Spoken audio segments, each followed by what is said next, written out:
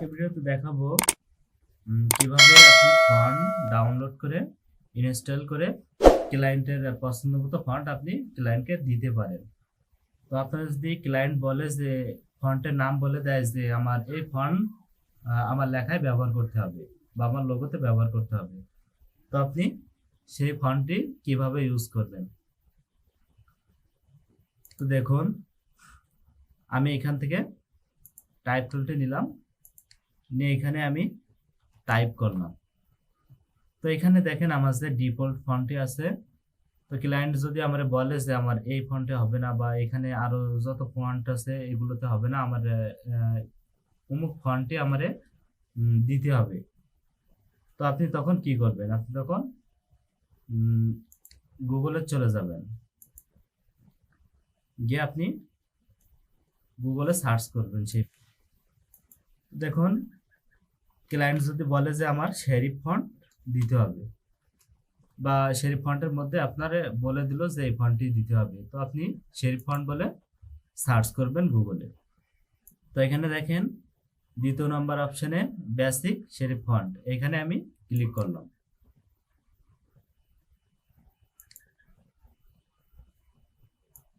দেখেন এইখানে শেরিফ ফন্টের ভিতর অনেক নাম চলে আসছে। তো আপনার ক্লায়েন্ট যদি এই নামের ভিতর যে ফন্টটি বলবে, আপনি সেই ফন্টটি ক্লিক করে ডাউনলোড করবেন। তো দেখুন তলে অনেক ফন্ট আসছে নিচে, তো আমি এখান থেকে একটি ফন্ট ডাউনলোড করে বোঝানোর জন্য আমি ডাউনলোড করতেছি। তো দেখুন আমি এখান থেকে পছন্দ মতো আমি এই ফন্টটি ডাউনলোড করতেছি, মোজেনা। তো এই দেখেন ডাইন সাইডে এই যে ডাউনলোড অপশন, জাস্ট ডাউনলোড অপশনে ক্লিক করবেন।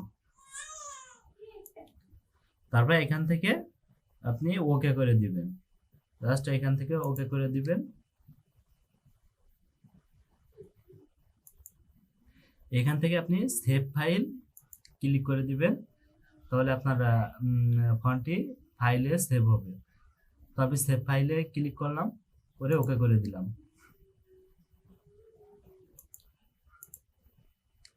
দেখুন এখন এই যে ডাউনলোড অপশনে ক্লিক করলাম, তো এখানে ওপেন করলাম ফাইলটি। তো এখন এখান থেকে স্টক টু এখানে ক্লিক করলাম। দেখুন এখন আমি ফন্টটি যে ড্রাইভে নিয়ে যাব আমি সেটা এখান থেকে সিলেক্ট করে নিলাম। দেখুন এখান থেকে আমি ডাউনলোড অপশনে সিলেক্ট করলাম, করে আমি ওকে করে দিলাম।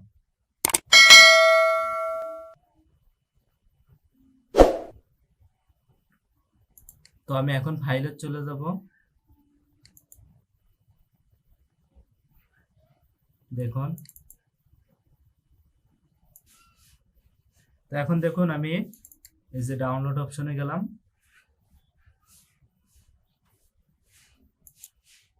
এই যে আমার ফন্টটি, এই যে, তো এটার উপর মাউস রেখে রাইট বাটন ক্লিক করলাম।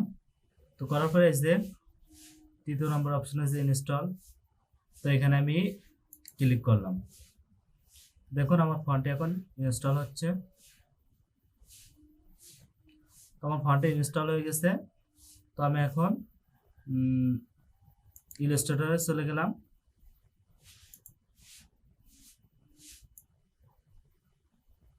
লেখাটি সিলেক্ট করলাম,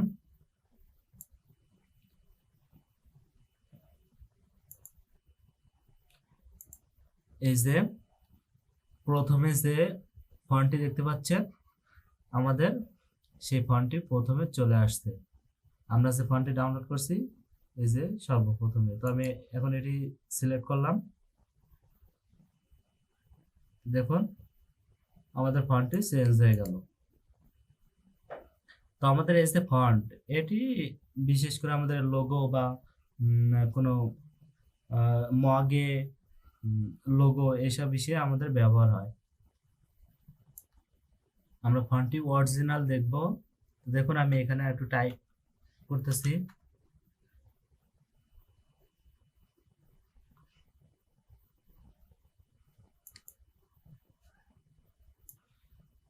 কফি লেখাটি যদি আমি সিলেক্ট করি, দেখুন সিলেক্ট করে আমরা যে ফন্টটি ডাউনলোড করছি এটা এখানে সার্চ করি, তো দেখেন এই যে চলে আসছে। এখন এটি ক্লিক করলে দেখুন কপি লেখাটি একটু অন্যরকম হয়ে গেছে।